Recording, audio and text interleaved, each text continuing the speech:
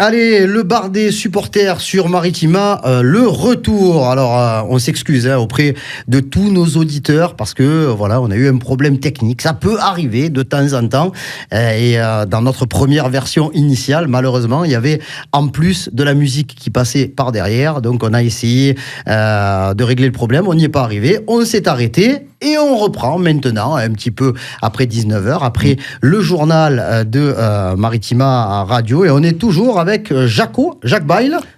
Salut les amis. Depuis tout à l'heure. Oui, ça va très très bien. Dans la santé, on est beau comme un camion. Allez, Steph est toujours avec nous, mon Steph. On est très heureux de t'avoir avec nous. Et c'est toujours un plaisir de parler de l'Olympique de Marseille avec de vrais amoureux de ce club-là et de cette ville-là. Allez, on est dans notre studio. Je rappelle, pour ceux qui n'étaient pas là tout à l'heure, ça n'est pas notre studio définitif. C'est un studio radio qui est aménagé pour l'instant pour des émissions qui sont filmées. Mais on aura dans quelques semaines un studio fantastique pour le bar des supporters avec des maillots, avec des fanions, des drapeaux, des unes de journaux. Plaisir, ça. On sera bien. On reste quand même un petit peu sur notre faim, bien entendu, par rapport à la période. Parce que même si les jours passent, la déception a du mal à être évacuée après la douloureuse défaite subie vendredi soir au Vélodrome contre l'AJ Auxerre. Par contre, il y en a un qui semble vivre ce moment encore plus difficilement que les autres. On va vous raconter tout ça aujourd'hui dans les aventures du BDS. J'ai eu la chance d'assister ce matin à l'intégralité de l'entraînement de l'Olympique de Marseille, avec pas mal de joueurs qui ne sont pas là, puisque c'est la trêve internationale. Donc il y a une petite dizaine de joueurs qui sont partis en sélection, mais les autres sont là et ça travaille. Mais qu'est-ce qu'on peut travailler, mon Jaco ? On travaille la tactique, on travaille le mental, et je pense qu'il faut surtout travailler pour se rassurer. On a des trajets préférentiels à travailler dans ce genre de situation où malheureusement ça n'a pas pu fonctionner. Je pense qu'il faut se rassurer avec des qualités de passe.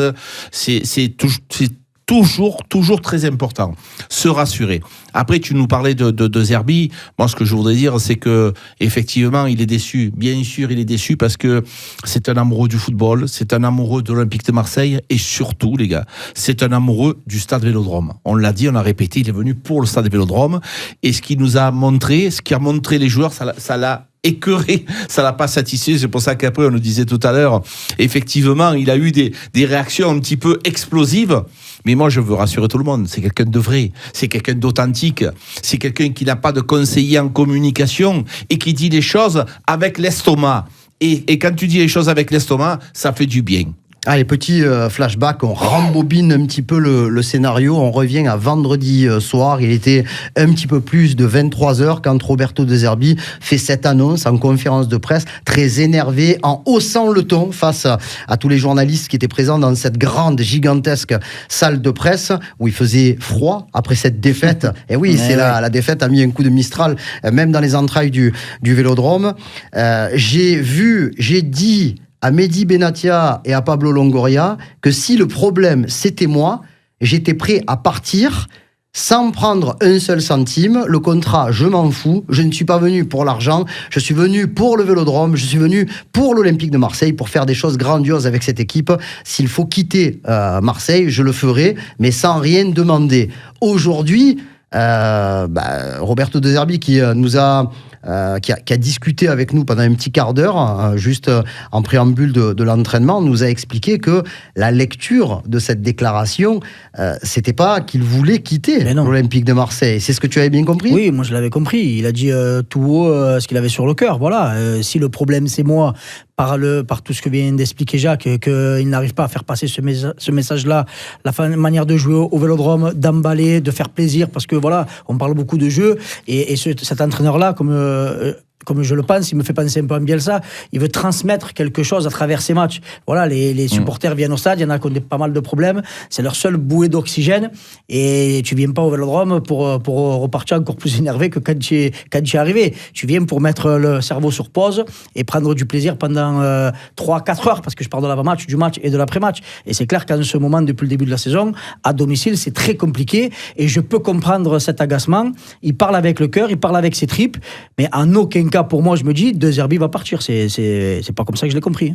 La première question que je lui ai posée, c'est « Coach, ça va mieux ?» La réponse a été cinglante. Non.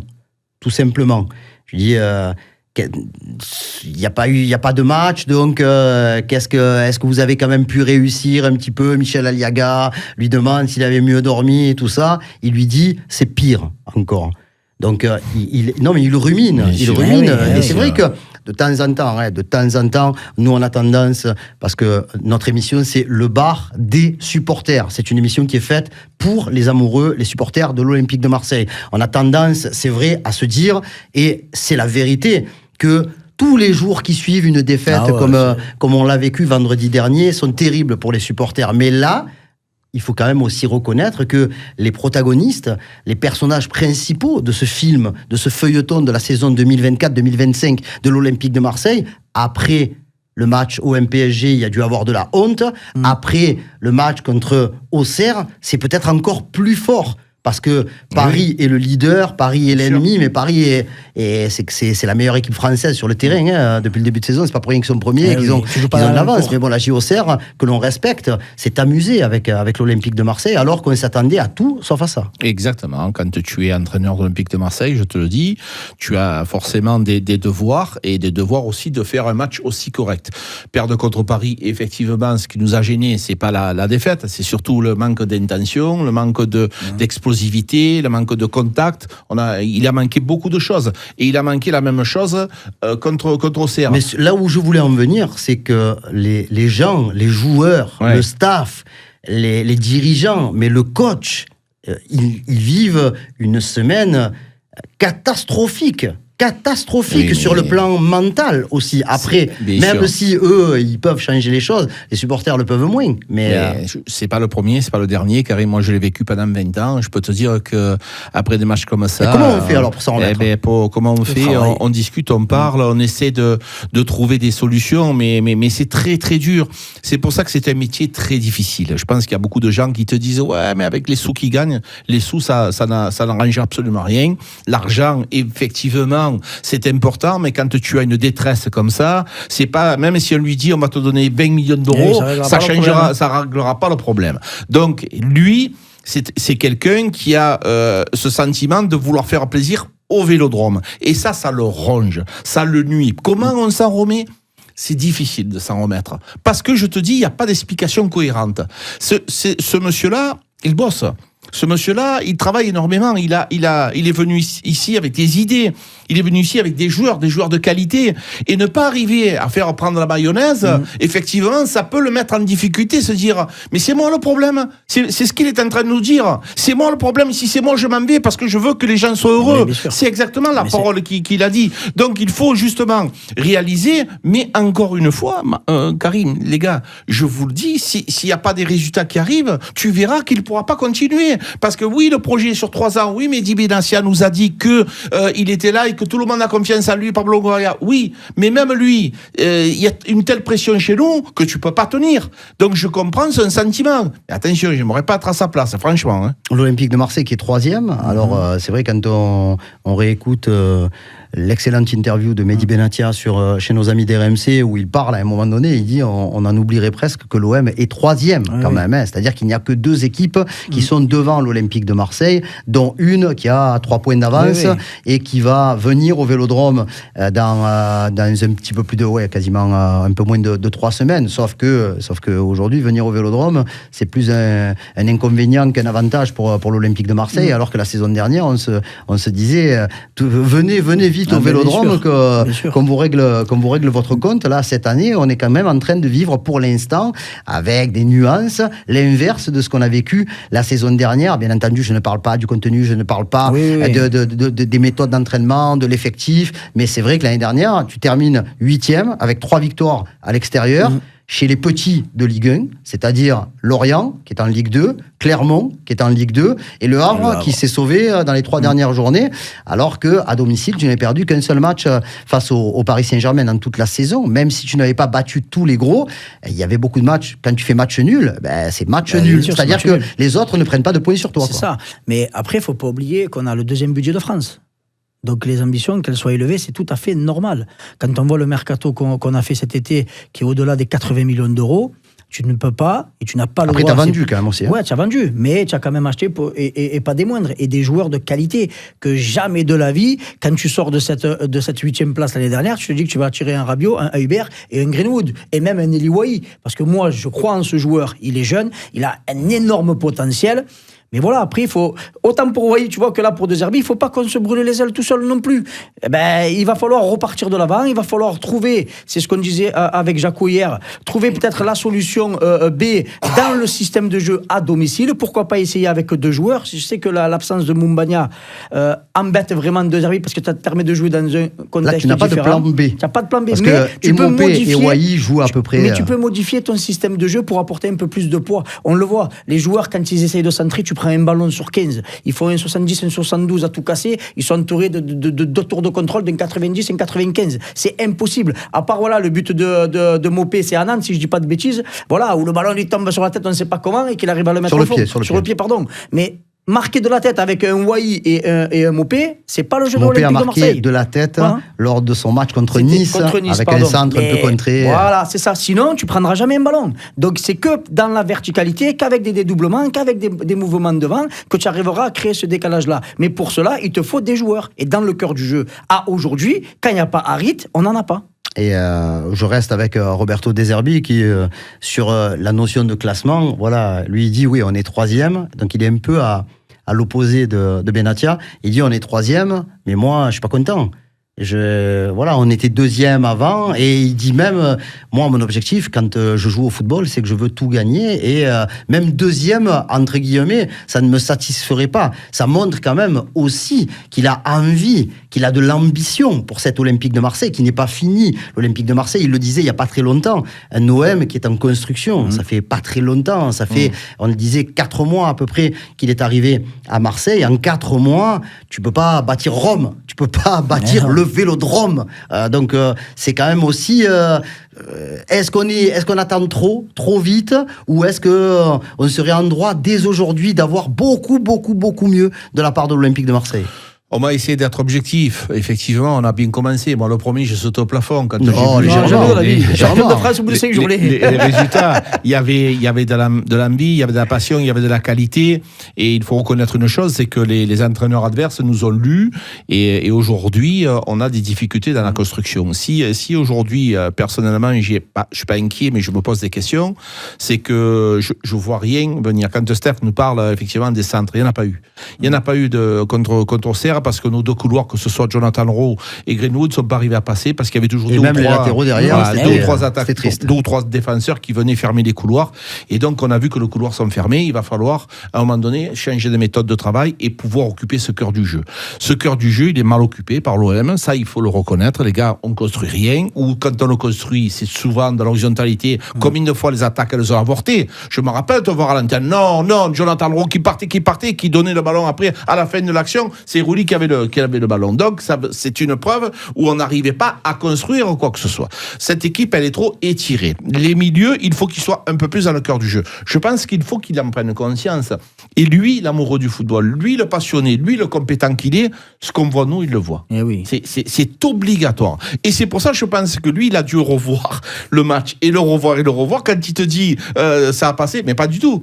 Parce qu'il a revu, et chaque fois il doit se dire c'est pas possible, mais c'est pas possible, et ça le rend dingue. Donc encore une fois, je voulais dire que ce monsieur est vrai, et ça il faut le retenir. J'en ai marre des gens qui sont conseillers en communication, qui mesurent leurs propos. Ça, je dois le dire, ça, je peux pas le dire. Et je le disais, ça vient de l'estomac. Et là-dessus, je lui dis merci. Merci, monsieur, d'être honnête. Il y a plus de gens honnêtes, Karim. Les gens, ils parlent, ils sont réglés. On le dit, attention de ne pas dire ça. Mais il le dit, hein. Il nous l'a dit. Hein. Il nous a dit, vous avez peut-être pas l'habitude d'avoir des gens qui ne renvoient pas la faute sur l'autre. Parce que moi, je lui ai dit, à un moment donné, il faut arrêter de dire c'est ma responsabilité, c'est tout. Je lui dis, mais les joueurs, il y avait des joueurs quand même sur le terrain. On ne peut pas dire que seul Roberto De Zerbi et son staff doivent endosser la responsabilité du non-match contre le Paris Saint-Germain et de la purge qu'on a pu voir contre la GOCR. Les joueurs aussi. Je te dis pas de toujours dire mais c'est la faute de lui, mais à un moment donné, la faute est partagée. Même si tu veux endosser la majeure partie de la responsabilité de la défaite.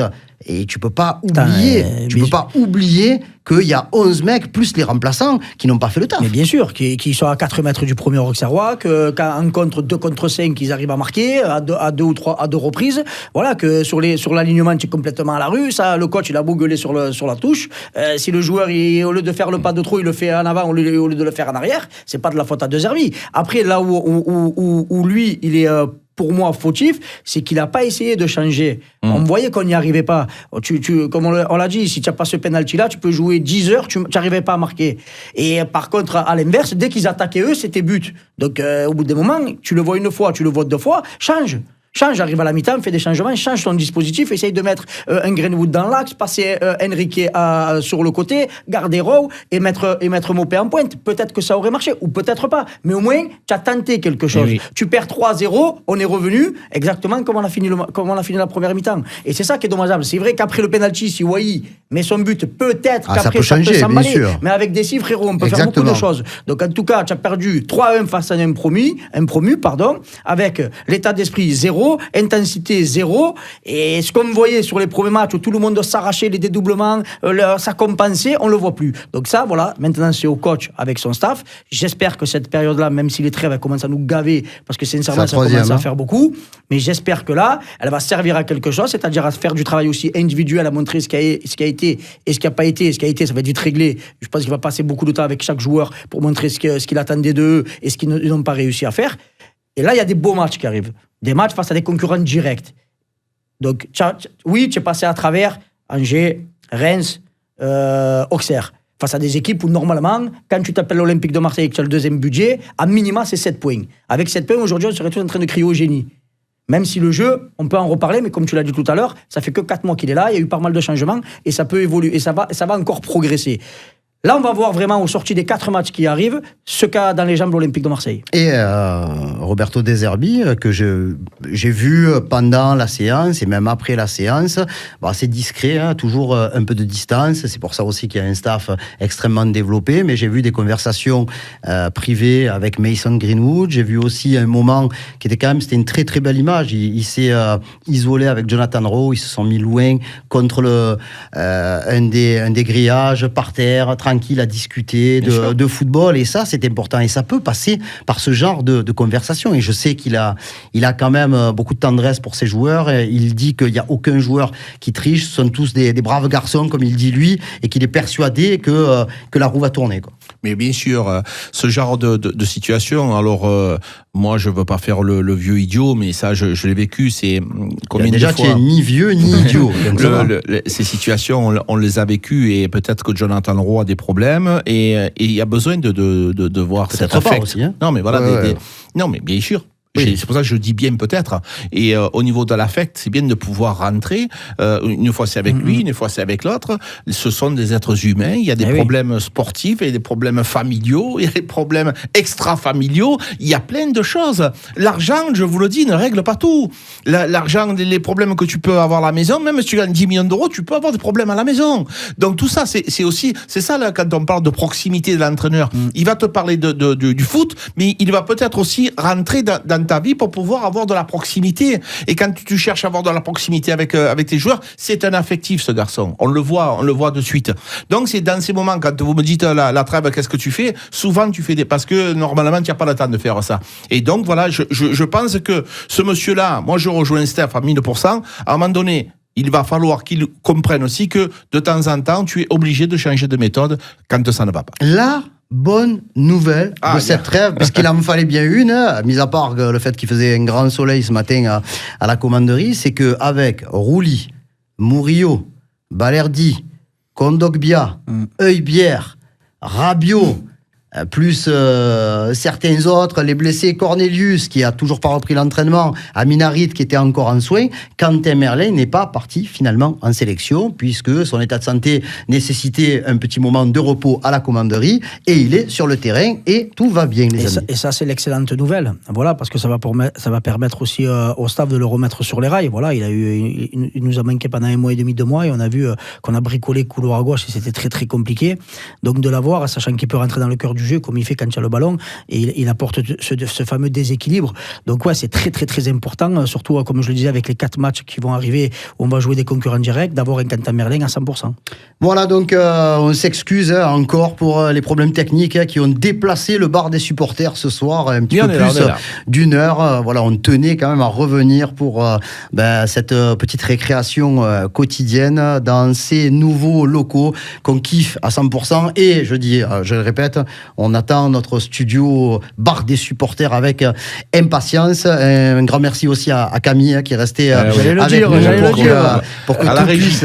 Voilà, Sergio, son intervention, Jeff pour sa patience.